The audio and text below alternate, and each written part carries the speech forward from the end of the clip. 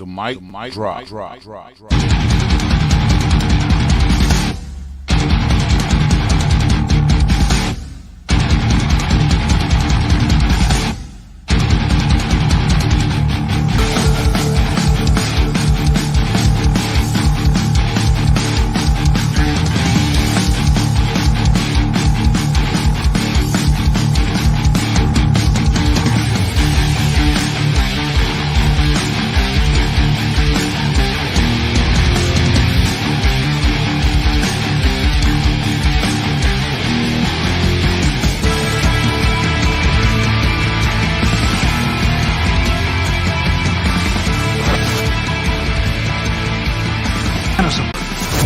There's absolutely nothing wrong with him. I can prove it.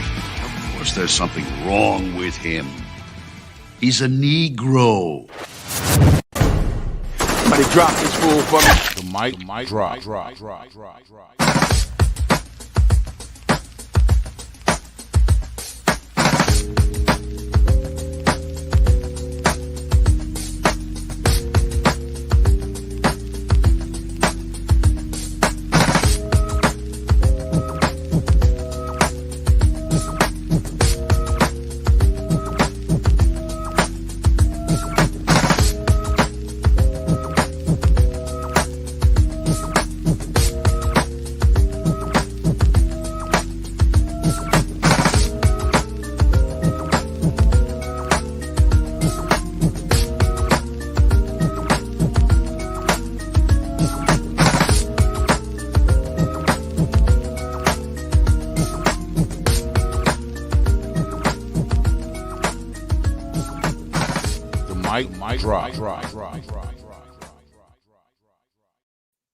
Yo, ladies and gentlemen, welcome to another episode of the Big Mike Drop. I am your host, Big Mike, and we got Ronnie back in the building. What's happening? I'm so happy to be back. Yeah, how was your vacation? Oh my, it was exhausting. I had a blast, but I'm exhausted. Right? No, yeah, man, that's how you're supposed to be when you come back from vacation. Not rested at all. Not at all. Nah, I've been man. back since Saturday and I'm still not rested enough. Man, I'm sure getting caught back up to what's going on in New York is something in itself. It is. Yeah, man. So we're glad to have you back. We're glad to have you back. I done got a new little setup, so I'm playing over here. I'm playing. You know what I mean? Yeah, I got all type of sounds and I got all type of stuff going on over here. So, you know, good deal. I'm glad to have you back. And I'm glad to be back. A little housekeeping from last show. If somebody's out there, drop something. If you're watching on the Michael McDonald page, drop something in the comments for me, because last week I wasn't getting any comments. So I have to apologize to all of my fans that were saying stuff. Not fans, friends. I mean, I ain't got no fans. You know what I'm saying? You do have fans. I'm a fan. Hey, well, thank you. Hey, so my friends and fans, I wasn't getting your comments, and people were like, I thought you were going to engage my comment a little bit more, but apparently I changed some privacy settings on my Facebook. So I know that. Yeah, if you're in the comments, drop a comment for me, and just let me know if we got comments live. If not, I'm gonna make the moves to fix that, because I missed out on a lot of good comments last week, and you know that's not what we're trying to do here. Not at all. So tonight's show is brought to you by Barney's White Christmas Coffee. It's like a coconut type of coffee, man. It's really good. Really good. So I'm gonna do coffee tonight. Let's see. Virgin coffee, Mike? Yeah, it's virgin coffee. I didn't do the Irish cream. It's a little too hot for that. Now we've been in a good temperature zone here in Atlanta. I mean, like 78, 79, not even really nice. 80s. But it's been wet. Really nice. It's been super wet. So it's not nice, because now it's starting to get muggy again. I think it got up to like 85 today, and now it's just really just nasty and muggy outside. So, you know, we're trying to keep that going as well. It rained almost every day of my vacation, Mike. Almost every day. But it was like a little Passover with rain and then stop. But it was a heavy rain. But you know, that's Mob Town all day. Shout out to Mob Town. Shout out to Mob Town, the rainiest city in the United States of America. We beat Seattle, if people didn't know.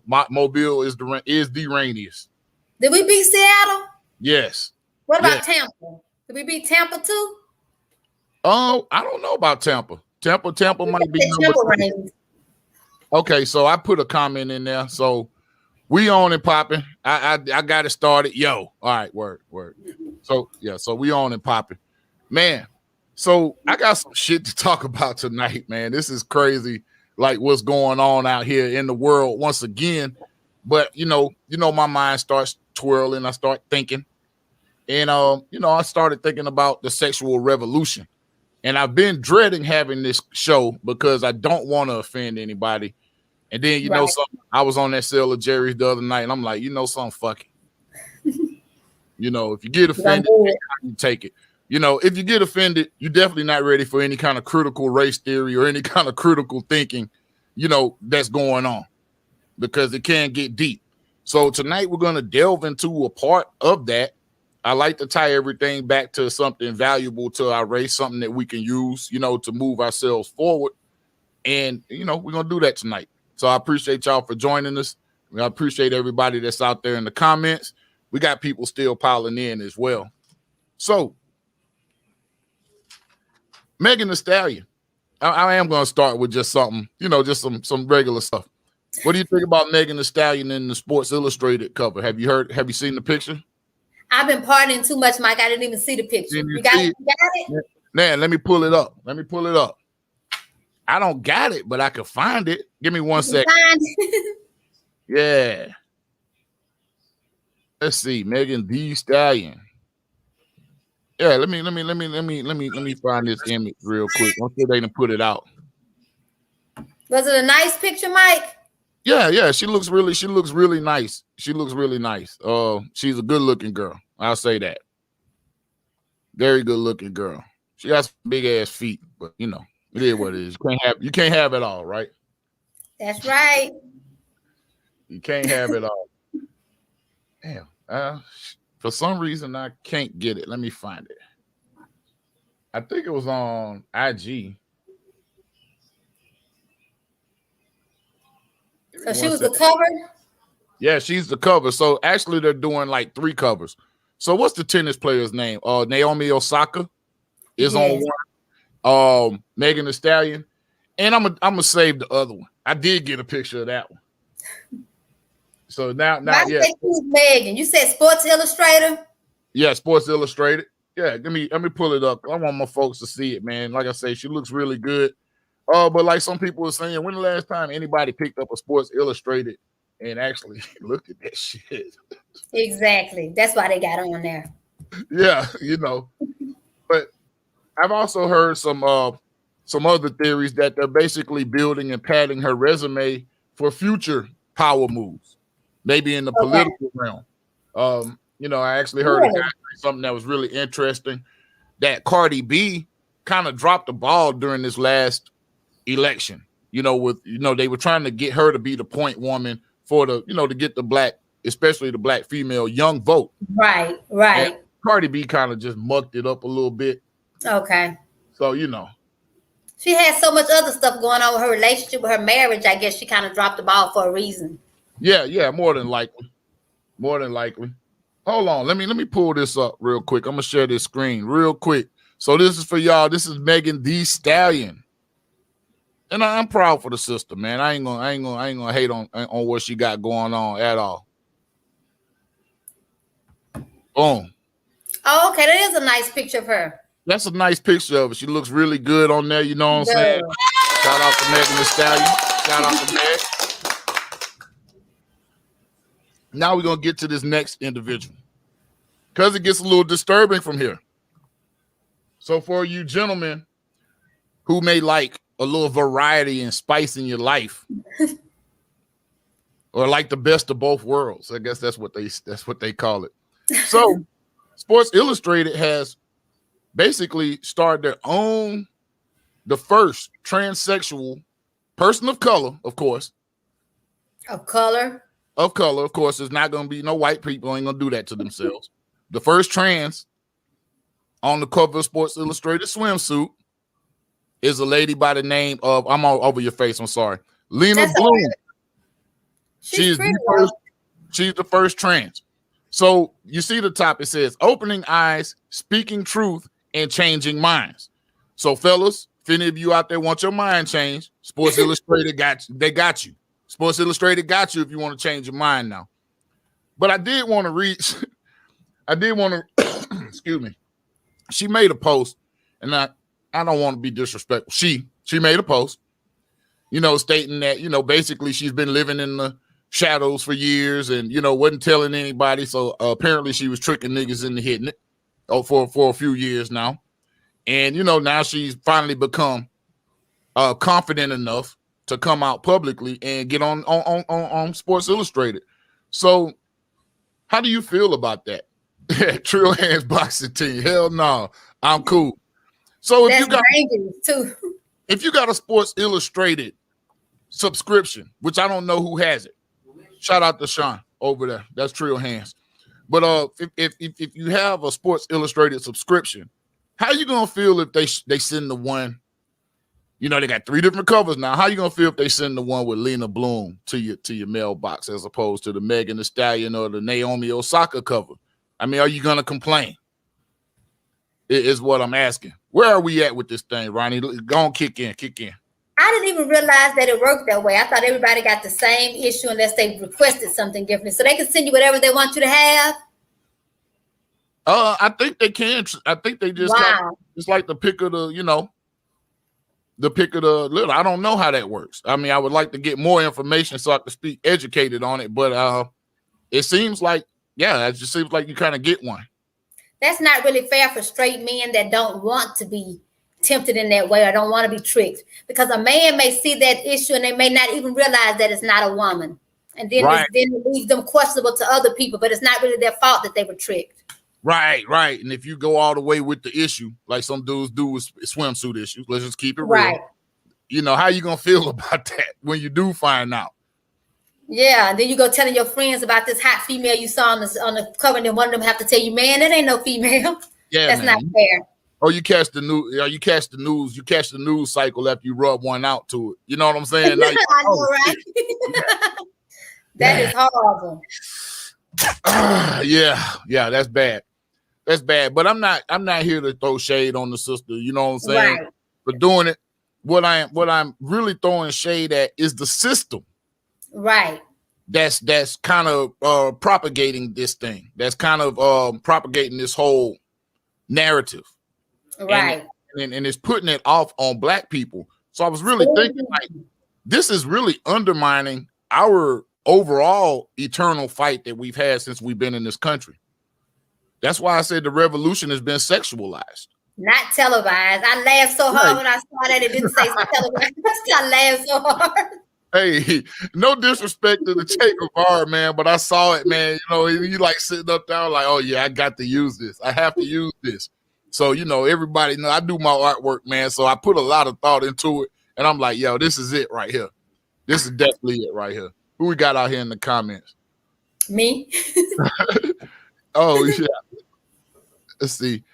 We'll use it to eat crawfish off of like a newspaper. That's what the Sports Illustrated. Oh, my. We getting started. Shots fired. Shots fired. Shots fired. Man, this is some good coffee, man. Like, that Barney's is jumping, man. They need to pay me. I advertise for them. You should let them know. Yeah, I'm gonna let them know. I'm gonna reach out to them. Shoot them a little email, Mike. Yeah, I'm gonna get my diplomatic email skills together and see what they talking about. Man, never know, maybe to start or something. Video is like up to 670 views, man. That's like crazy for this show. It's like these are the highest numbers I've had on any video. So, shout out to that. I appreciate everybody for, what I'm saying, the support on that video. We got some big things coming up in the future. I'll be making the announcement on the Big Mike drop. Give me about 2 weeks, and I'm gonna be dropping some real heavy shit on the crowd out here, man. So y'all stay tuned. Wow. So let's see. It's things that are kind of problematic about not just the trans. It's some things that are problematic about Megan Thee Stallion. It's some things in her content and her messaging that's problematic to me. And while the young girls may like it, I think she can rap. She can really rap, and she has a pretty pleasant personality. She's very intelligent. You could tell. She's a college student, I think. Yeah, she's a college student. I think she got a master's degree or something of that nature. Yeah. So, very, very smart, very ambitious young woman. But something about the message that some women that aren't as smart, it's derailing a lot of sisters out here. It really is. A lot of sisters are more preoccupied with being nasty and being freaky than like really handling business and advancing the culture forward. Now, I firmly believe that women are the progenitors of our culture. Y'all are the passers of the cultural torch to the children. Where's this leaving us? I mean, is it that black people have become so beat down by the system that is it easier to go kind of join another group and of identity politics?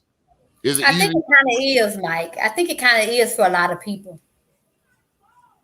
And we talked about this before with like people that are both LGBT and also black. They're joining more of the LGBT cause than they are the racial cause.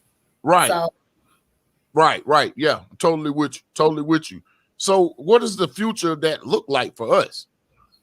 I mean, is the revolution really over? Should everybody just kind of drop the signs, drop the protest, and let's just everybody just make love in the streets and just have fun? Is that where we're at?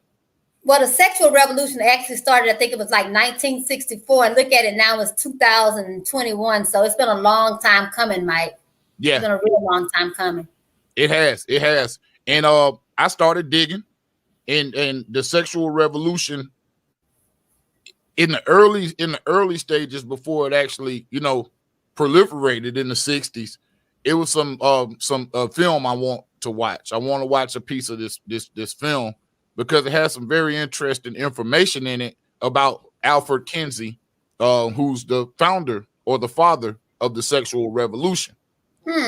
So the sexual revolution was really not thought up by women. It was really thought up by men who then projected the agenda onto women.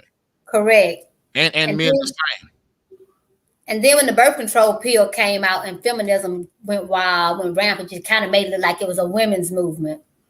Because women had so much freedom and liberation once the birth control pill came out that they didn't have to worry about becoming pregnant. It was like this whole new wave of sexual revolution. So yeah, and then some other pills had to come out after that. A lot of other pills had to come out. Some other things. All the way up to the PrEP pill now. But how many thousands and hundreds of thousands of people have died from AIDS, HIV, or AIDS? Not HIV, but how many people have acquired HIV and died from AIDS? Hundreds of thousands. Right. Maybe perhaps millions over those 3 decades before they came with the drugs. But STDs as a whole rose after the sexual revolution.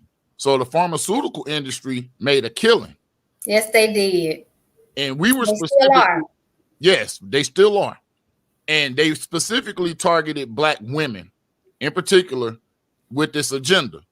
So I feel like it's worth a dig. And perhaps if I could change one person's mind about how they feel about it, then, we've done a good job. Now, I'm not here to shame anybody, even though there's some such thing. Have you ever heard of slut shaming? I have. I'm like, is there nothing to be ashamed of, period? Is that where we at now? Like, you could just do it all? Because, I thought that slutty behavior brought shame upon women. Right. It's something to be frowned upon. That's right. But now, some people, I think Kevin Samuels made the statement that now, back in the day, you wouldn't dare be a woman who had 4 kids by 4 different dudes in church.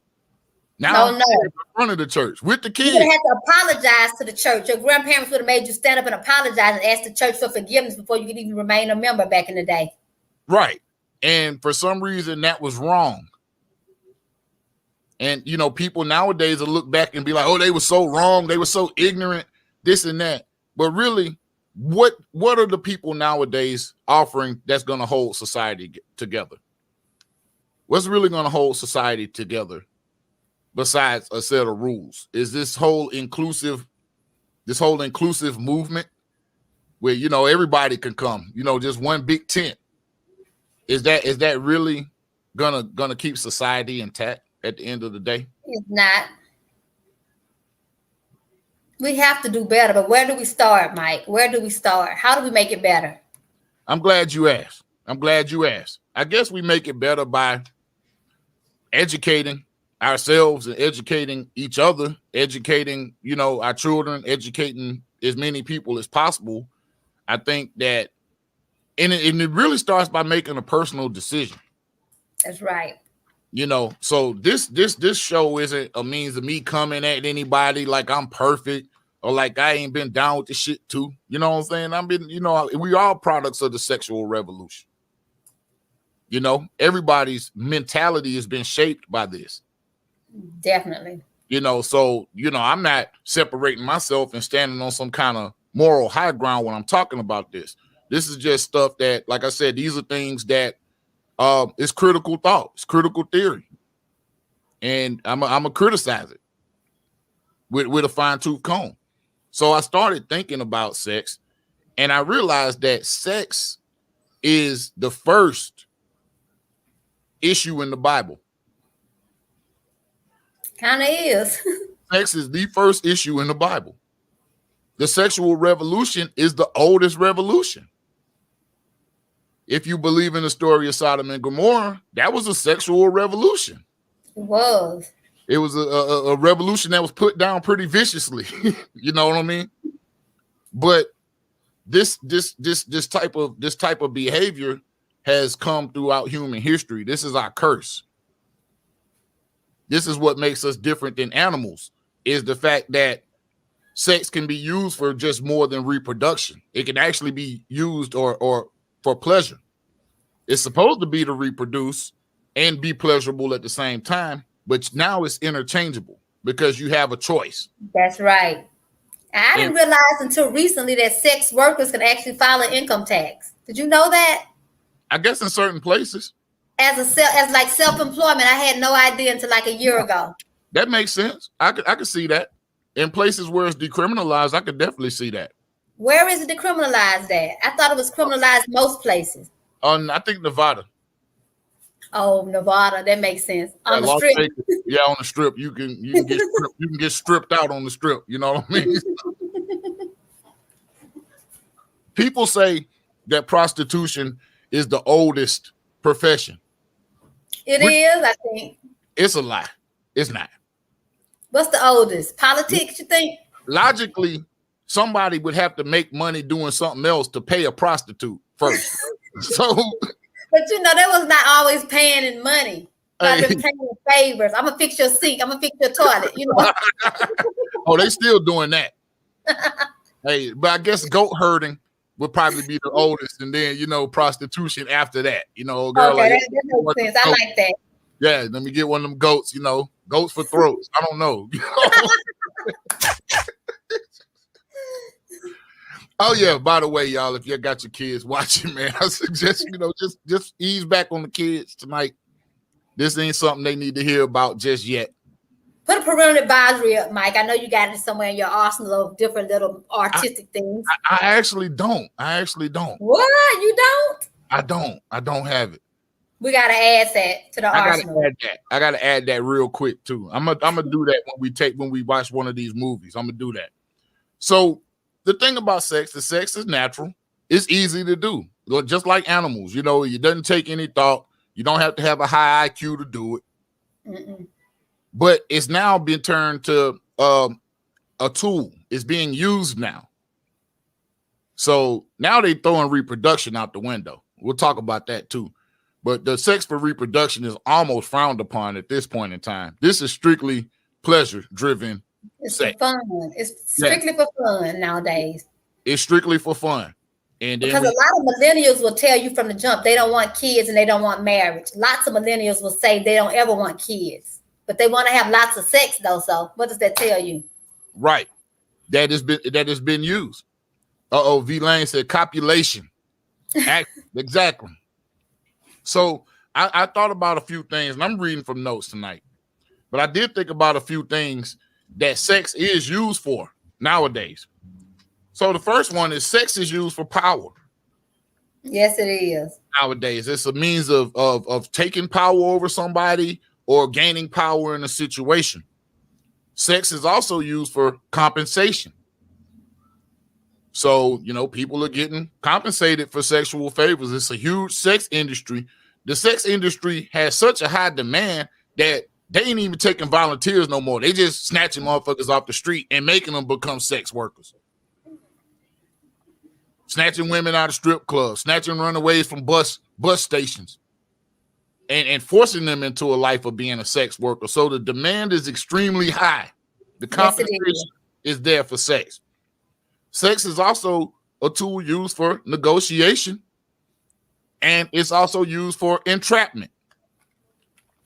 Entrapment, definitely a lot. Yes, it's used for entrapment. It's weaponized. Now sex is a total weapon. It's like I could blow up your health, or if everything all good, I could blow up your personal life. I could weaponize this anyway. That's right. I could come back 20 years later and say that you did something to me and fuck your life completely up. Totally up. Totally up. I'm thinking about doing it to a couple people. I'm just playing. And I don't like to be a victim blamer, but I'm finding myself more and more when these women are coming forward after so many years, and I'm a female. I'm finding myself more and more not believing them. And I hope I don't lose followers or whatever from this statement, but it's so hard to believe that you wait so many years to come forward, especially when you're coming forward against a celebrity. Correct. And I'll say this, if you lose them, you probably want to lose somebody that's never heard the Boy Who Cried Wolf story and understand. Okay. Apply. You probably want to lose them as a friend or a follower. You know what I mean? Because if they don't understand the principles of that story, is that real victims are being overlooked. Right. Exactly. Real victims are being overlooked. This is not protecting women. This is not protecting society. All this is a means of retribution, retroactive retribution for something that happened retroactively, especially in the case with Bill Cosby, and him getting released it wasn't a coincidence during this time. That was powerful stuff. That was real shit.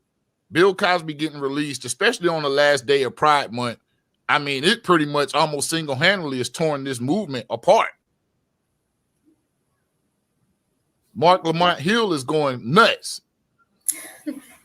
This man was about to bank in. He was about to cash in off of the term rape culture. Now he's actually trying to create one. I hope Mark Lamont Hill doesn't start raping folks to make rape culture real. I really do.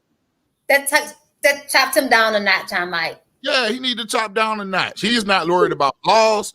All he worried about is rape culture.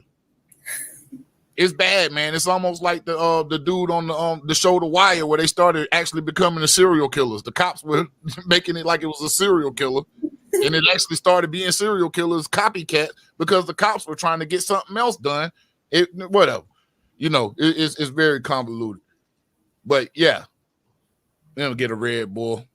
Murray said sex is used for job security and promotions. Absolutely. And move to get you out the paint if you're a man in certain situations, because you're not going to be able to compete. And we're all guilty of it. We're all guilty of this. So I mean, I get it. So how do you feel about Bill Cosby being released, Mike? Not to change the subject, I'm just curious. No. We didn't get a chance to talk about that. I love it. I love the fact that Bill Cosby, because honestly, if you didn't have the proof, I didn't even understand the ins and outs of the case. That's what I realized, how ignorant I was, is that I'm sitting up here thinking this man has been arrested and charged with forcefully raping people, but really he was not. It was really because a prosecutor, an overzealous prosecutor, admitted to trying to set up the civil suit for the white lady. That's ridiculousness at its greatest. It's unethical at best. Sounds illegal. He should be disbarred. Yes, a criminal prosecutor setting up a civil case you know, for helping civil lawyers out by requesting a deposition and then using that against you in the criminal. That's all types of messy. Yeah, that's ridiculous. That's real sloppy. And I feel like those folks thought he was going to die in prison, knowing what they had done, and then they would come back later and exonerate him after he's dead. But Bill Cosby said, you know something? Shit on that shit. I'm coming back. I want to see him better now. They say he was going blind when he was in jail. Yeah, I bet you he was. He was doing anything to get out because he seemed to be seeing okay right now. He talking about a comedy tour, and he's probably gonna sue the hell out of everybody. I don't blame him. As he should. Right. As he should. Right. Now shout out to Bill Cosby, man. Yeah, I love Bill. He's still comfortable. Yes, absolutely, all day. They even tried to get your girl Felicia Rashad. You know, they tried to go for her job, man. Other women, I didn't like that. Was her job, but that was the Me Too lady, Tarana Burke and Brittany Cooper, Dr. Crump. They even had a few other actresses asking them their opinion, and they didn't want to say anything against Felicia Rashad because she's like an OG in the game. But some of them had to say that they disagree with her. So, I mean, you know, they could disagree, but Hollywood and this whole movement as a whole, and anybody involved in it, is going to disagree with that. They're going to have to publicly disagree with it because now it's going to be okay. We're just going to blackball Cosby anyway. They're going to do him like they tried to do Michael Jackson. They've been trying to get a brother to take this dive for years. They did it to R. Kelly. What they gonna do about T.I. and Tiny though? I'm waiting to hear more about that. They just all ceased. It ain't ceased. It's still cracking. I think they're trying to work out the details. That might be a shakedown type of situation with T.I. and Tiny. I'm getting shakedown vibes off of it. I'm getting like, yo, if you cut me a check and apologize, then you know, I'll drop all the charges. But usually, like you say, they accuse the man, but this time they're accusing his wife also. So there has to be a little bit of truth to it, right? No, oh, yeah, they was freaking. Now they was out here freaking in these streets. Now I think that's for sure, for certain. They be even admitted to that, and you know that's kind of what happens when you're a freaking pervert. And you're a celebrity on top of it in the public eye. Yeah, you just can't be out here doing type of stuff like this. You really can't. I mean, and I'm not preaching, but when you have a high public profile, you're a high profile person, you got to like curb your proclivities. Because he gets involved in everything political. He's kind of like the D.L. Hughley of the rap game. Anything political, T.I. has something to say, but he's not saying anything about his little case. Right. And then you got strip clubs. You see what I'm saying? You own one of these places, or you're invested in some of these places, and it's what's the word? It's kind of hypocritical. Yeah, kind of contradictory. I won't call him a hypocrite, but I will say contradictory to what comes out of your mouth, and versus what you're getting your money off of. That's a really good word. This works for white folks. You can separate ethics and morals to get money from your personal feelings when you white. And I think they've kind of flipped it to make us think that we can do it when we rich. No, if you're black and rich, you can't do that. You gotta you black first. You rich second, but you black first. That's what they have to realize. Exactly. And black people have been getting rich since the days before slavery was over. It was rich black people. Before slavery started, it was rich black people in the United States or in America. But they've always figured out a way to try to transfer the wealth from you to them, even if it's a straight jack move. Even if it's just popping you and taking your shit, they'll do it at some point in time. And then throw you under the jail like you did something wrong. Oh yeah, if you live. Look at the president of Haiti. Wasn't that something, Mike? I wanted to speak on that so badly, but I was on my beloved vacation. Isn't there something that happened with that man? That's so sad. Yeah. And there's something about who the people are that received all of this training in the United States that were there and fired on him. See, the wife lived. That's what messed him up. Once again, they were expecting everybody to be gone. So No they would only be their story. But that woman is alive down in Miami. And she has a story. So we'll wait and see what comes with that. Mm-hmm. So this is the problem that the sexual revolution poses to the Black community, in my opinion. The problem is that it's a direct threat to Black wealth, to generational Black wealth and the Black dollar, which is inextricably linked to us being free and having equity. I'm not a believer in equality. I don't believe in equality. Only in math. I don't. Okay. I tell my niece that equality is a false flag because it's not ever going to be equal. And I'm not saying it's not going to be equal for Black people or white people. It's just not equality outside of math problems, period. It's always going to be somebody that has the same. It's always going to be somebody that's deficient. They're going to have a little bit more. It's always going to be that. And I learned that by looking at people that were born the same day, same year I was born, that don't have legs, that don't have arms, that don't have, that don't have the mental capacity I have, or the sight, or can hear. That's inequalities. And we're all deficient in something. I never looked at it that way, but that's a fact. Oh, yeah. Pure facts. Equity, however, is what we need.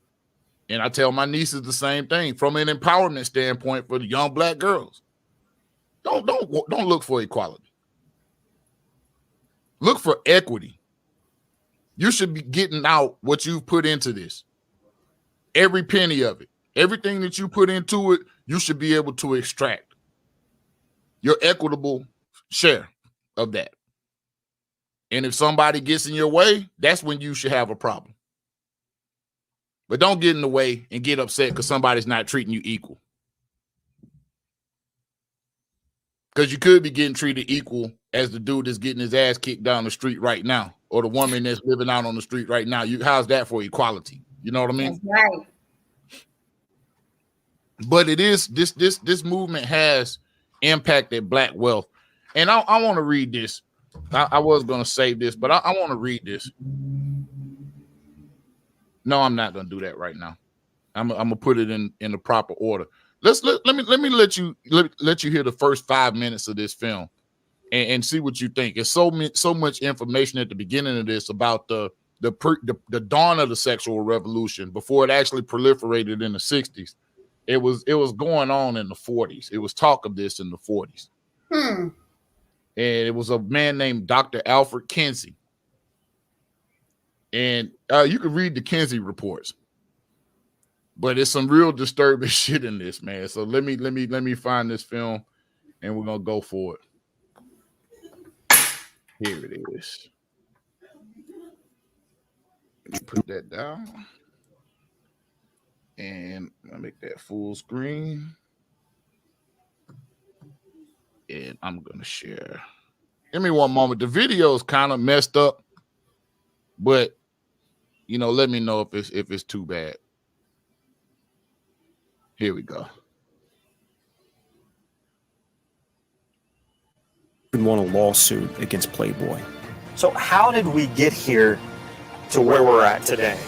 Because I don't think pornography has always been such an epidemic cancer within our society like it is today. No, not at all. We were, up to the end of the Second World War, a conservative Judeo-Christian nation. The turning point for all that was Dr. Alfred Kinsey, his book, Sexual Behavior in the Human Male, 1948. He was the father of the sexual revolution and therefore the father of everything that has come from that. And certainly one of the key things was pornography. Dr. Alfred Kinsey ushered the destruction of our nation's moral code with his books, Sexual Behavior in the Human Male and Sexual Behavior in the Human Female, known as the Kinsey Reports. The world recognized him as the leading scientific expert on human sexuality. The reports claim that humans were sexual from birth, and that what we deemed as immoral sexual behavior was actually normal, thus making it moral. Once a biologist who studied gall wasp, Kinsey's obsession with sexuality led him to found the Kinsey Institute for Sex Research at Indiana State University. What people to this day are not aware of were the methods he used to collect his data. And I looked at the graphs that he provided, 30, 31, 32, 33, 34 tables. And I said, wait a minute, that's a 2-month-old baby. How does he know a 2-month-old baby did or did not have an orgasm? And then table 34, a 4-year-old child, 26 orgasms in 24 hours. That's an around-the-clock experiment. Wow, that's torture. That's torture, you bet. He also actually employed bona fide pedophiles to do what they did to children for his so-called data. Kinsey wanted to prove that we are sexual from birth, so it wasn't surprising that he drew his data from pedophiles, rapists, and murderers.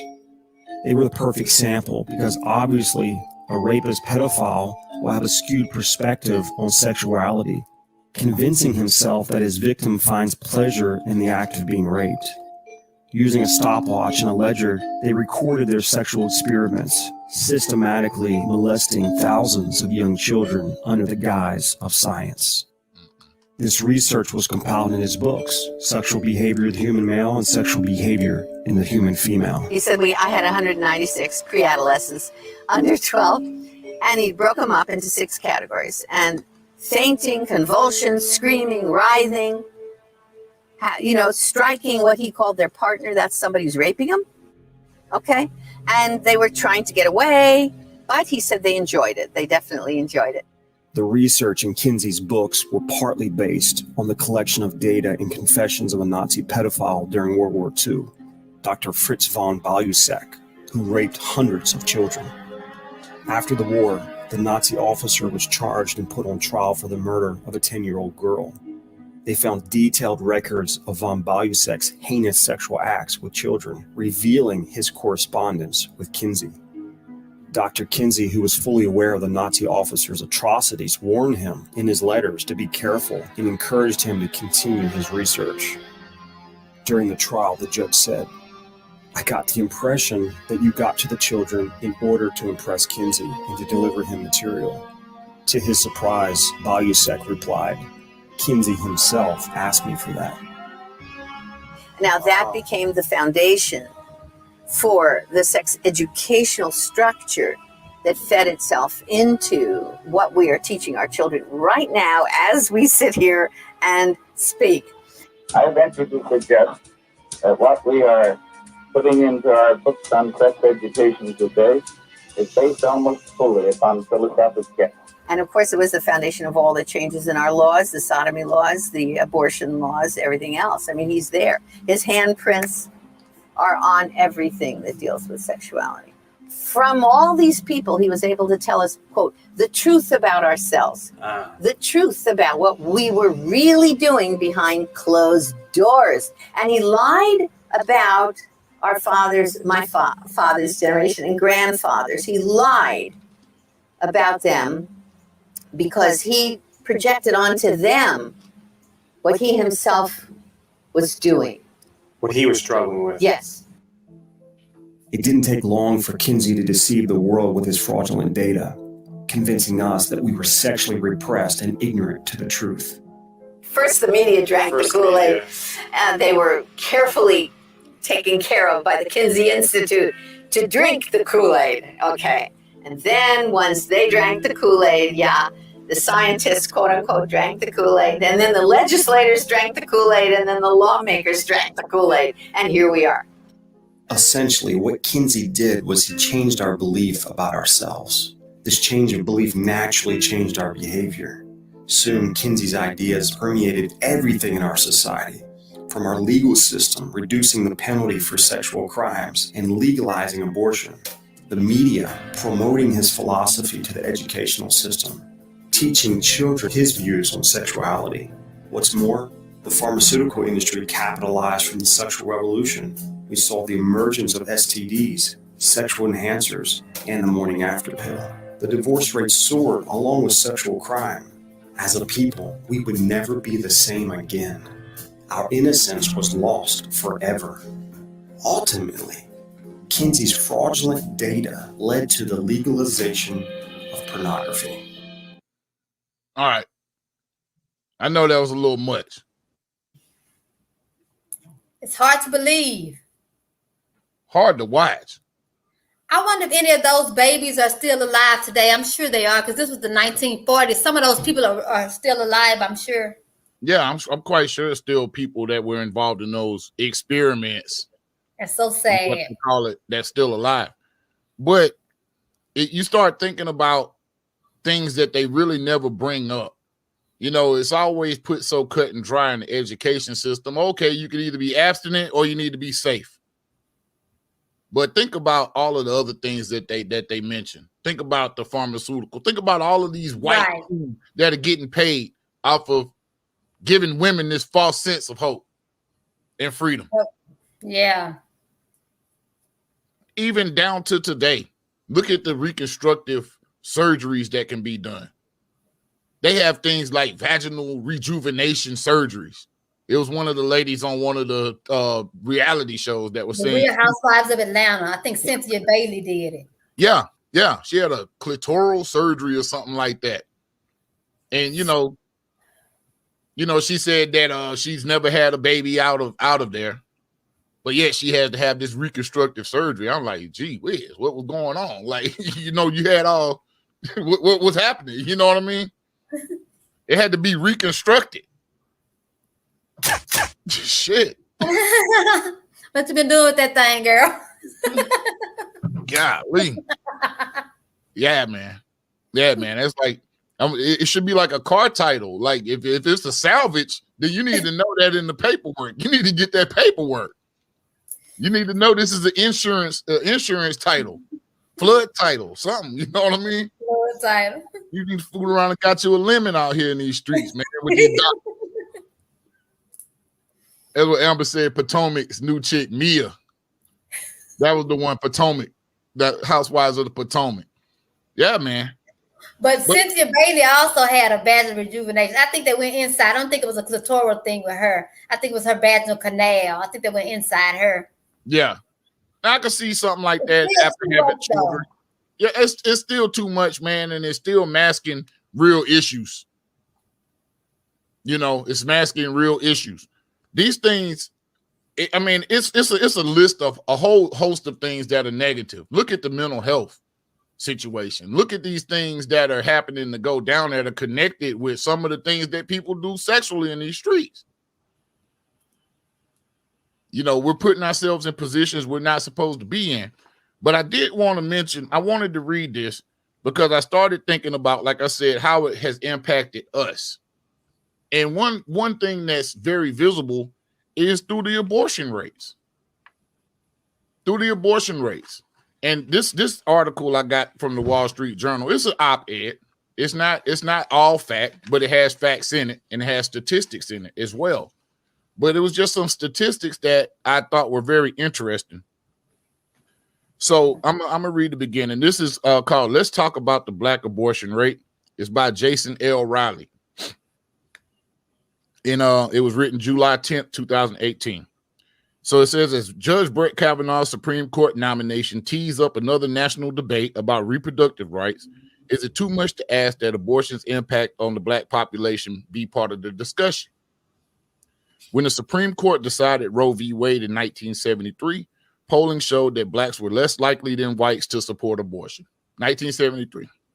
60s era civil rights activists like Fannie Lou Hamer and Whitney Young had denounced the procedure as a form of genocide. Jesse Jackson called abortion murder and once told a Black newspaper in Chicago that we used to look for death from the man in the blue coat. Now it comes from the white man in the white coat. In the intervening decades, the views shifted. Mr. Jackson abandoned the pro-life ship to run for president in 1984 for the Democratic Party, I might add. And leaders of Black civil rights organizations today are joined at the hip with abortion rights proponents such as Planned Parenthood. A Pew Research Center survey taken last year found that 50% of Hispanics, 58% of whites, and 62% of blacks now say abortion should be legal in all or most cases. Social scientists aren't sure why black attitudes towards abortion have changed. One theory is that more blacks migrated out of the conservative Deep South and settled into other regions of the country with more liberal views on reproductive rights. Part of that urbanism. Attitudes changed accordingly.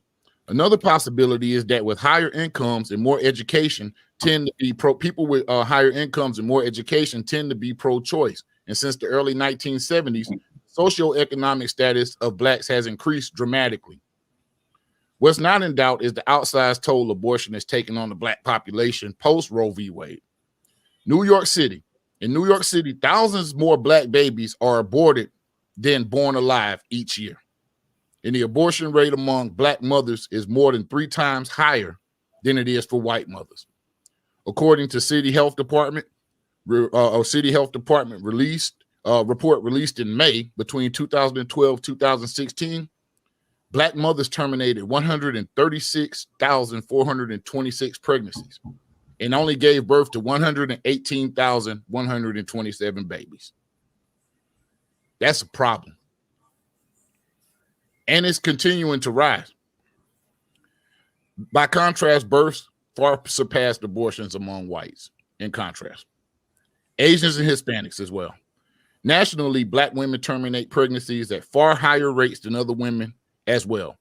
In 2014, 36% of all abortions were performed on black women. We only make up 13% of the population. That number has since gone up to 38. So think about the impacts politically. This isn't a moral argument at all. This is a straight politically charged argument. What's happened in the past 30 years, 40 years? We've gone from being the largest minority to almost the lowest minority. We still don't own as much of the economic pie. About 0.1% is what we own. And we're continuing to decrease our numbers. Then we wonder why we can't get good candidates or we can't swing an election in the beginning. We have to come through in the end for somebody that already has their agenda, as we see right now. They're going to look out for the Asians. They're going to look out for everybody else. So at what point in time do we step in and protect our own? I'll let you go. I'm sorry. I've just been rambling. No, I'm listening at you, Mike. You're giving us some good points. Yeah, and like I said, it's not to point the finger at anybody. I understand, we're all part of this. We're all in this shit. But how do we get out of it? But now I'm a little bit confused about the numbers, Mike, now with what's going on, because I did the research on this about a year ago, and they were stating that the reason that Georgia was making the abortion law is because more whites were having abortions, and that's why that's why African Americans were now becoming more of a majority than we were before. We're still a minority, but we're becoming more of a majority as opposed to like Asians and Hispanics. So that could be true. So now I'm a little bit confused about the literature. Because it is a lot of kids out here. Don't get me wrong. There's a whole lot of kids out here. But the New York numbers, like for 4 years, to have more babies killed than actually have, that's kind of hardcore, man. That's outrageous. By like almost 20,000, like 18,000 more. Yes, I kind of believe that blacks are not having as many abortions as they say we are. I believe that the reason that they're making these abortion laws so strict is because more young white women are having abortions, and that's why they're declining in population. So I kind of think that a little bit of the data may be skewed so that it looks one way. Well, white women do make up like the 40% percentile of abortions. That I'm not saying that they don't get them. But, I know what you're saying. But they make up 70% of the population. So those kind of, even out. It's not much, it's not as much of an impact on them. Right, because there's so many of them. It's so many of them. It's not much of an impact on them, especially politically. What we're dealing with, we're in numbers. We're falling down. And a lot of Hispanics aren't really having abortions because most of them are devout Catholics. Most of the ones that I know, they have their children. That's why they have so many kids. Well, not to be stereotypical, but they really don't really believe in abortions as quickly as another race may go out and abort. They won't do it. Right. And I'm gonna tell you, that kind of kills the socioeconomic argument, because a lot of Hispanic people are just as poor, if not poorer, in this country than Black people. So that kills the socioeconomic argument of this. That's right. That's right. This is a genocidal plan. And like I said, I'm not coming at it from a religious standpoint because I'm not a pastor. I'm coming at it from a strictly political empowerment of Black people standpoint. And in order to be empowered, we have to have numbers. We cannot keep doing this. That's right. We can't keep doing this, man. People got to start having these babies. Well, let me ask you a question, Mike. If you think if we became the majority, how do you think we'll be treated by whites? Do you think they will put fear in them, or do you think they would still treat us like we're minorities because they've had the power and the ball in their court for so long? If we were to become the majority in the population, how would we be treated as opposed to whites? If we were to become the majority? Yeah, because the ball has been in their court for so long. How would they treat us? What would race relations become then? I think that they're using other classes of individuals, i.e. the Asian hate thing. They're actually employing Asians to be honorary white supremacists at this point in time. Okay, honorary whites. Okay. Yeah, they're boosting their numbers up by creating a buffer class. So they're already pre-planning this. Even if we do become the majority, they would still be able to keep us down. You know, in the South, it was more slaves than slave owners. That's right. That's right, Mike. Yeah. Put it that way. Yeah, it was more slaves than slave owners, and we still couldn't get together a decent revolt. So I think that what we're going to find out is that they're going to treat us the way they're going to treat us, regardless of what. We need to be focusing on our bag and our agenda. We need to be focusing on our economy, our economics, and our agenda, just like the Asians did the whole time they were here, because white folks were just talking about them not too long ago. You can go back through all the racist old cartoons and see it. I just got something on the news wire here. I have to look into this. This could be mind blowing, and I have to drop this on the big mic drop. Hold on. Actually, let me see here. I don't even have to do that. Oh my gosh. Look at that. Can y'all see that? What? Is that real? I don't believe it, Mike. Is young MA pregnant? I can't believe that. Showrunner, man. Is young MA pregnant? Does anybody know anything about this story? Is this really happening? So it says, this is on Hollywood Unlocked. Young MA is currently trending on Twitter for pregnancy allegations. If this is true, what do you think? Who do you think the father would be? Okay. Wow. First of all, young MA shouldn't even have any pregnancy rumors floating out there. I'm at lost words. I'm just gonna be honest. There shouldn't even be any pregnancy rumors floating out about young MA. What young MA doing? Something, Mike. Who's doing young MA? She's the Immaculate Conception, Mike. The second coming of the Immaculate Conception. Yeah, yeah. Or the Immaculate Conception. We gotta stop before we be boycotted. Hey man, it's okay. First of all, niggas can't put together a boycott to say they like. I'm gonna show you this film. I'm gonna show you this. Y'all have to watch this. And just to talk about boycotts. This is kind of off topic, but I have to show you this. So give me one moment. I'm gonna put this up. We're gonna be off the screen for a minute, about 2 minutes, but y'all gotta check this out, okay? So give me 1 second. We're gonna go on fly to this film. Yeah, check this shit out.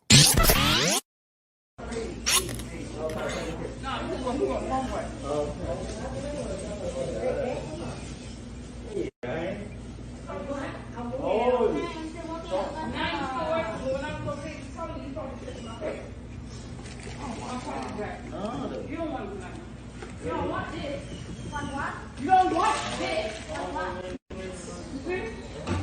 your ass whooped that way. You don't want your ass that way. Lay out and look at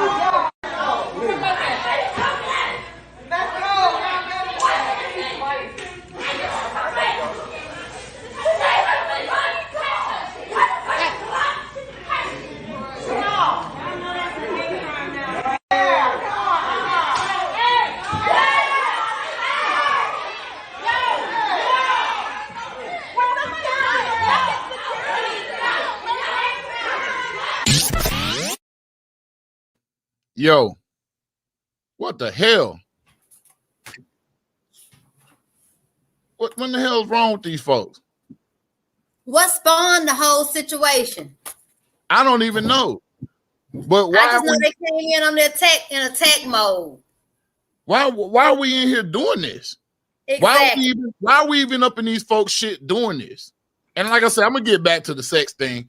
I guess beauty has something to do with sex because half of them getting their toes done because they crusty and somebody got to look at them. So I feel you. Somebody got to look at them. That's right. Yeah, you gotta get some crusty motherfuckers done. I feel you. But it's black nail salons out here. Why are we continuing to go to these people for things like this to start happening? Now, these women will be lucky if they don't catch some form of a hate charge. And Georgia does have a hate crime law. Oh, they're going to get a hate charge. No doubt in my mind. They're going to get a hate charge, Mike. Yeah, if they've been caught, then yeah. Even if it's not a hate crime, even if it's something that legitimately went wrong, it's because they're Asian, it's going to be considered a hate crime. Absolutely. Absolutely. This is why you can't put yourself in these type of situations. You really can't. It's just one of them things. If something doesn't go the way you want it to go, if you're going to go there, just know you're not going to get your money back. If something doesn't go the way you want it to go, you're going to have to charge that to the game. You're going to have to lose that. And they're not going to act that way. If it was another black person doing their nails, they wasn't going to fight them like that. They would have been too damn scared, Mike. Exactly. But you know, so that's why it's a hate crime. Shout out to the Asian chick who got it in. I saw that. That Asian chick was getting it in, dog. Like, yo, you might not want to run up on her like that, man. I'm dead serious. You might not want to run back. Hey, man, snatch your wig off in public. You in public with your wig off. You know what I'm saying? You got the little Whoopi Goldberg braids from Color Purple going on. You know what I'm saying? She got the show ugly braids going on. So, yeah. Ugly. Shit. Man, this shit is the worst.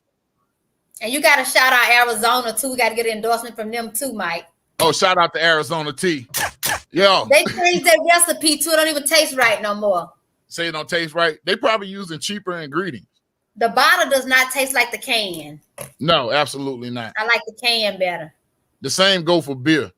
So Murray say, okay, then Pretty Raheem is the baby's daddy. Oh, wow. I'm hearing Pretty Raheem. I'm hearing Nick Cannon. Nick Cannon claiming the baby. It wouldn't surprise me. Nick out here making babies everywhere. Shout out to Nick Cannon. He got plenty. He got plenty for you. He loaded up. He load you up. Shit. Man. So anyway, I got some more news in, man. Back to the sexual thing. So emoji designers. And this is on people.com. Let me pull my reader up. Man, y'all getting all type of information tonight. I'm telling you, we all over the place, ain't it, Mike? Oh yeah. So Emojipedia, this is People Magazine. Emoji designers feature pregnant man in new inclusive additions to represent trans pregnancies. So now you can get old pregnant man emoji. If you want to get your boyfriend pregnant, if you want to knock him up, knock up the old man, you know what I mean? No, man. Okay, so Emojipedia says that the new pregnant man and pregnant person emoji recognize that pregnancy is possible for some transgender and non-binary people. This shit is getting outrageous. Newly proposed emoji designs seek to represent more types of pregnancies. On Thursday, reference website Emojipedia released this latest draft emoji list, which encompasses suggested new designs to be implemented later this year after an approval process. The emoji developers shared a look at what's next emoji update might bring in honor of World Emoji Day on Saturday. The pregnant man and the pregnant person emoji among the finalists recognize that pregnancy is possible for some transgender men and non-binary people, and they are additions to the already available pregnant woman emoji. Where we at, man? The list isn't final. It's still up for review, but you can bet your sweet ass it's gonna be in there. Do we need another emoji, especially one like that? Look, if they get that shit, I'm gonna use the pregnant man emoji all the time. So instead of the like crying out loud, I'm sending the pregnant man emoji. Pregnant man emoji. So just get prepared. If they bring this out, I'm sending it. I'm using it. And you're gonna use it for what emotion? But to represent what? All emotions. I'm gonna use it for unbelievable. I'm gonna use it for the emotion of unbelievable. Unbelievable. Oh yes, yes. I like it, man.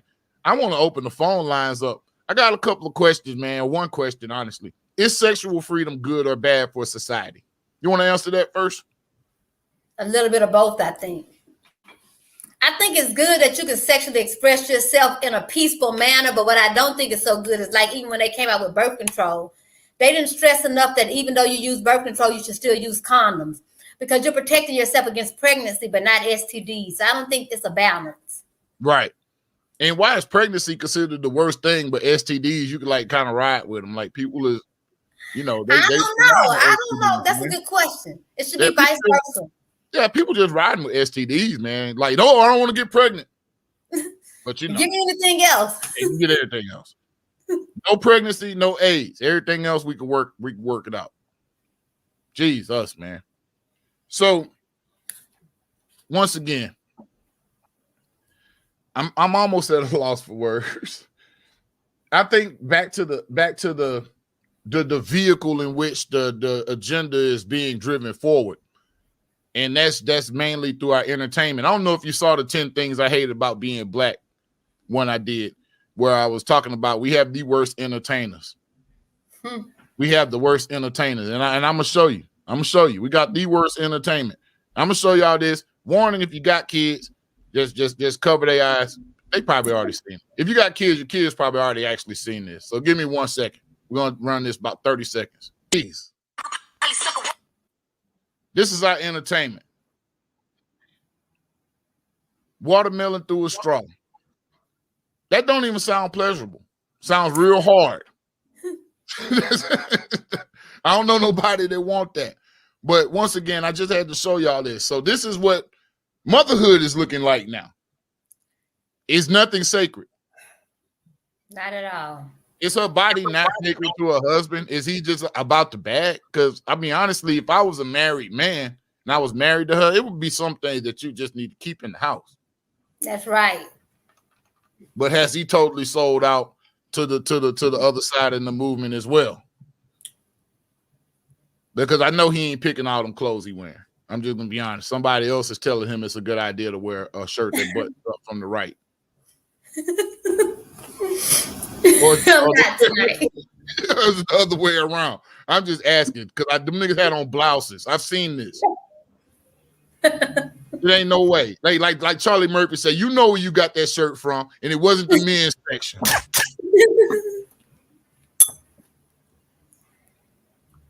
Cardi B, man. Cardi B. This is what black motherhood. And I'm gonna be honest. If I was a black woman, I probably wouldn't claim Cardi B as a black one. I'd probably let the Hispanics have her back, man. Don't let the Dominicans have her back. Even though she's Afro-Latino, yeah, let them keep her. Hey, man, just be Latino. Because guarantee when the police get called, you just going to be Latino then. You're going to be Afro no more. Right. So, yeah. You know, no speak no English. No speak no habla English. No English or nothing. No habla English. Hey, she going to be eating hot tacos and everything else. Tamale. I don't know what they eat over there. I ain't never been. Beans and rice. I like her personality as an adult now. She would be a person that I would like to go and just have a drink with just to make me laugh. But she's not someone that I want representing women. Like my daughter is 17. My daughter likes her. She's not a person that I would like my daughter to like. But hey, that's what's out there and that's what's available in entertainment. Like you say, we don't have the best entertainers. But she started out on a good tip. The Bodak Yellow song was very empowering to women. She started out with women's empowerment tip. But now what we're facing now is this empowerment? This is why Bill Cosby's free. Because the message is so confused that women don't know the difference between empowerment and exploitation. I'll let y'all in on a secret. Men love to see all that shit. So y'all aren't empowering yourself over men. Y'all are actually doing what men have been wanting women to do for a long time. Get naked and objectify. Like for real. Become an object. Pregnant? No. It's circles that get down with that. I don't even know how I feel about these mother photos, these mother baby photos on Facebook now, where the mother she's pretty much naked or in underwear and just it's like focusing on the belly, like this is the new birth like type picture. I don't like those either. Yeah. And those belong at home. You should keep that at home. Honestly, you shouldn't even take them. I don't like them too much. You shouldn't even take them. Like, you know, I think that's some things need to be more intimate. Even when Sierra did it, I didn't think it was appropriate that her son is always holding on to like Russell, even though he's his stepfather. It's just some things I don't think is like, I didn't like that photo at all with Sierra and Russell. Yeah. You know, that's Simp Central over there. Russell Wilson almost to the point where niggas ain't feeling like him playing football no more. I'm not crazy about him. Hey, he's simping so hard, he might not even be able to throw the ball in a few years. And he's very disrespectful. Oh, absolutely. I think at one point he told Future, your son don't need you or something like that because I take care of him. Something not verbatim, but something similar. He said something to the nature. And honestly, that's a simp move. Because honestly, and this is just a little sidebar for you brothers who got ladies who have babies. If you're going to wife a chick who already has a baby from another man, you know, it doesn't matter if that man's the worst father in the world. Show some freaking respect. That's right. You show some respect as that child's father. You should never tell, you know, because guess what? Honestly, Russell, how would you feel about this? You die, Future's son gets a piece of your estate, and then he still go chop it up and show love to his pops. That's exactly what's going to happen because every child loves their biological parent, no matter how they treat them or what happens. Absolutely. Yeah, there's certain things you just shouldn't say, man. You know what I'm saying? Certain things you shouldn't say. And you might want to check the paperwork on that shit, man. You might want to check the title, man. I think it might be a salvage. It might be a salvage title on that one. It's a lemon, Mike. It's a lemon.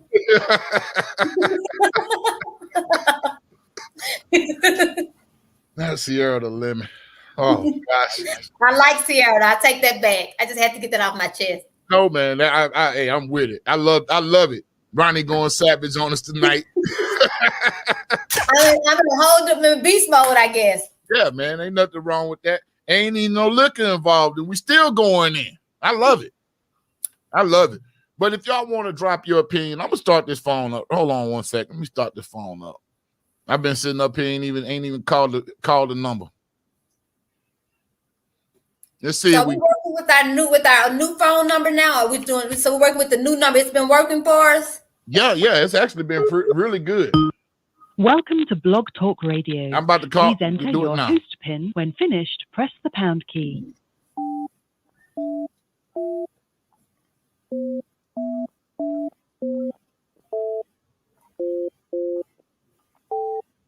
To start your show now, press 1. Your show will go live in 5 seconds. 4, 3, 2, 1. There we go. All right. Blog Talk Radio. All right, we on live, man. If you want to call in and answer the question or talk about whatever tonight, you know what I'm saying? We got Ronnie back. Ronnie missed a couple of shows, so she's been up to date on what we're talking about. So call in, man. We got a bunch of shit popping, man. We got pregnant emoji men. We got a real pregnant man, Young M.A. Shout out to Young M.A. And we got pregnant strippers. So what this is actually be turned into the pregnancy episode. And a lot of nice announcements tonight, man. Welcoming some new lives into the world. Jesus, man. What else I had up in here? I had a couple more things up in here. That Alfred Kinsey thing is really disturbing, though, man. I'm very much disturbed. And they talk about Hugh Hefner, how Hugh Hefner actually was a student of Kinsey's philosophy.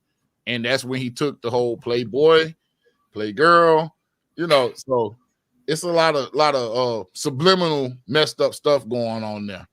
And all of this. Go ahead. I'm sorry. I wonder those kids have psychological issues to this day. Yeah, probably. Probably doesn't remember it, but those other kids that were like 10 years old, how are they mentally now? No telling. No telling what they did with those kids. You know, that was back in the day when you could just put somebody in an institution and forget about them. They might have been already institutionalized, because I don't know anybody whose parent, you know, would let them, you know, go do that. And just call them crazy. Yeah, so they were probably orphans and everything else. So I got another video I'm gonna show. And this is almost as sick as the Kinsey thing, but this is what I'm talking about. Has the revolution been sexualized? And this is on Breitbart News. But it's not really about the news. It's actually about It's actually about what they're doing it for. So this was last year. I don't even know the date. But this was obviously last year in the midst of the George Floyd protest. So this was a protest that took place in DC, and we're starting to see a lot more of this across the nation.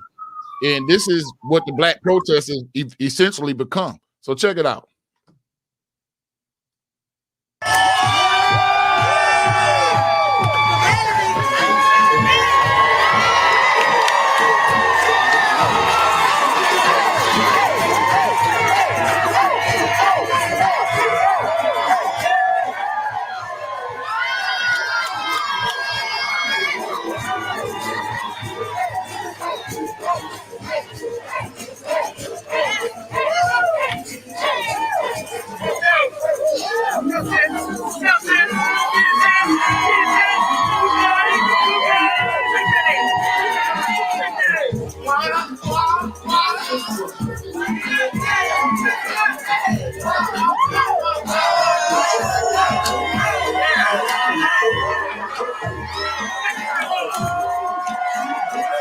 Okay.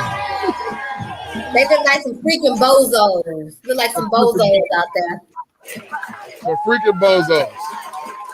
And y'all wonder why they won't give us our damn reparation. They don't have enough respect for us because we don't present ourselves in a respectful manner. That's no way to protest. Absolutely.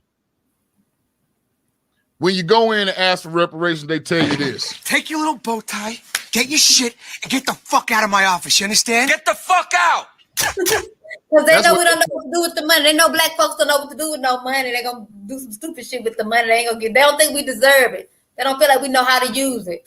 We're really just going to give it back to them. That's why they should give it to us, Mike, because that's all we're going to do, go spend it in the white stores. In Asian stores.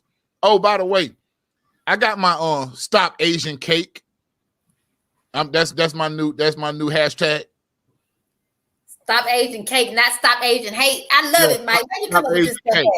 Yo, stop Asian cake, man. I just thought about it the other night when I saw them women in there fighting and giving these folks all this money to use to fight us with.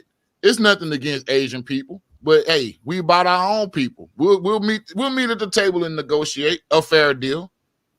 We'll trade with you. We'll do commerce with you. But as of now, we got to stop all the leaking. We got to stop Asian cake. Right.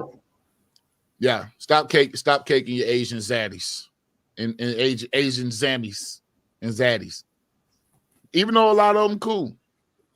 A lot of them are really cool. They are. I can't take that from them. A lot of them cool. This isn't nothing about, going after nobody's culture and nothing. I respect every culture.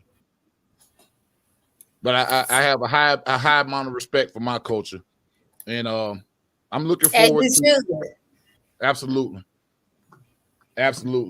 But yeah, we're gonna hashtag. Let me cut this shit off. Yeah, man. So this is what our movements have been hijacked by. The twerk team. That's ridiculous. Oh yeah. And those are not even women, those are men, right? Oh yeah, those are men. We got a call on the line. Yo, you on the big mic drop? Who we got? This is Patrick. How you doing, Big Mike? Patrick, how you doing? How you doing? I'm doing all right.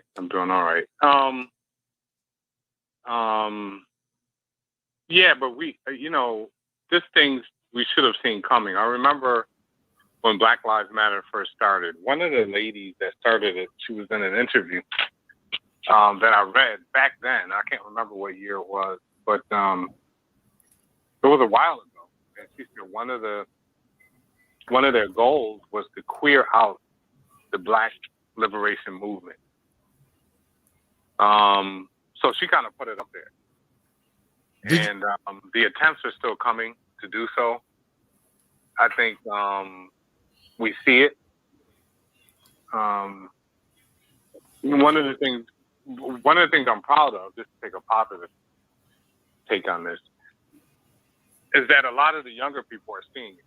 Yes, they're going online about it, about what's going on, and with the twerk team and all that kind of stuff.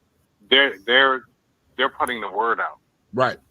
And there are a lot of them that are putting the word out about what's going on and how what's going on, what's real and what's fake, right? And so I'm proud of a lot of people being able to do that and use social media effectively in doing that.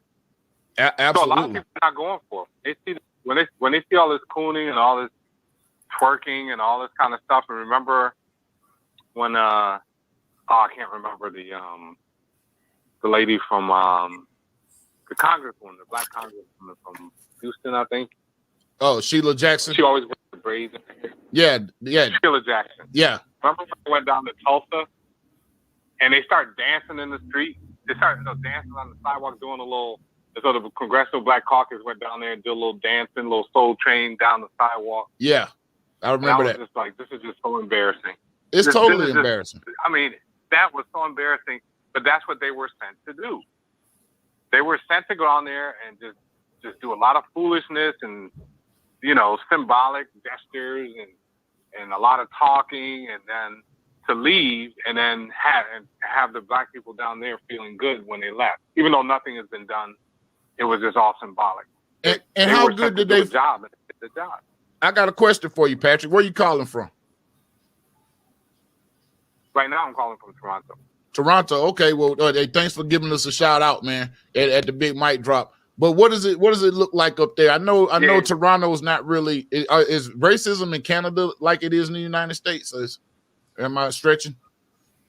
Yeah, pretty much. I mean, pretty much. So I've been here for 8 years, and I'll be returning back to the States this year, but end of the year, beginning of next year. Okay. But it's different, but it's very effective.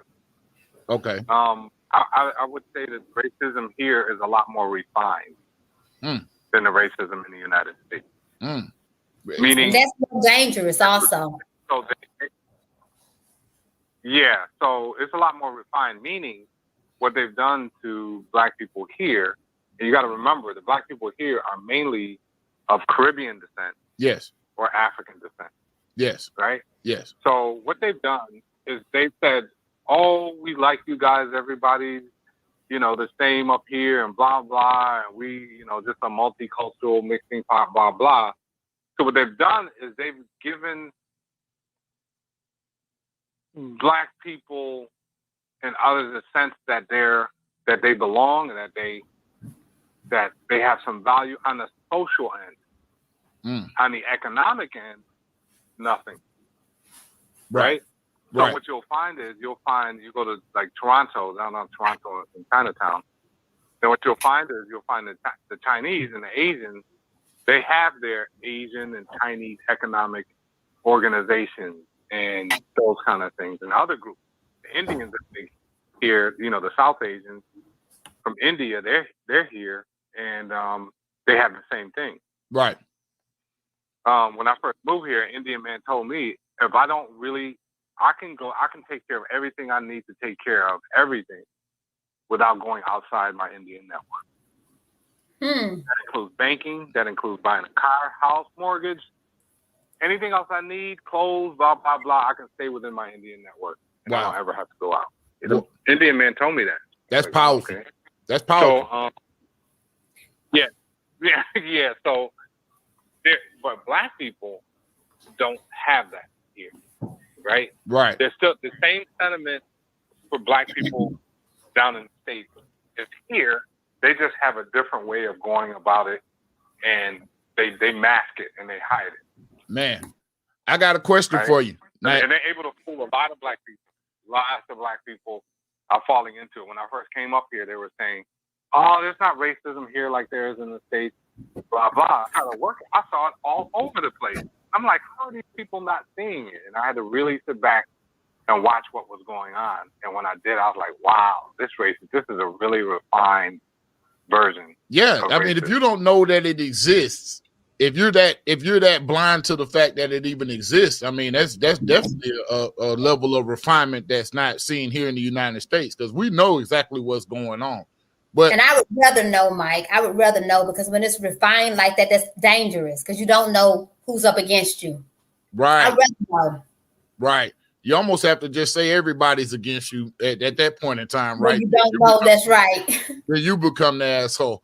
So, Patrick, before I let you go, gotta answer the question: is sexual freedom good or bad for society? Sexual freedom? Yes. I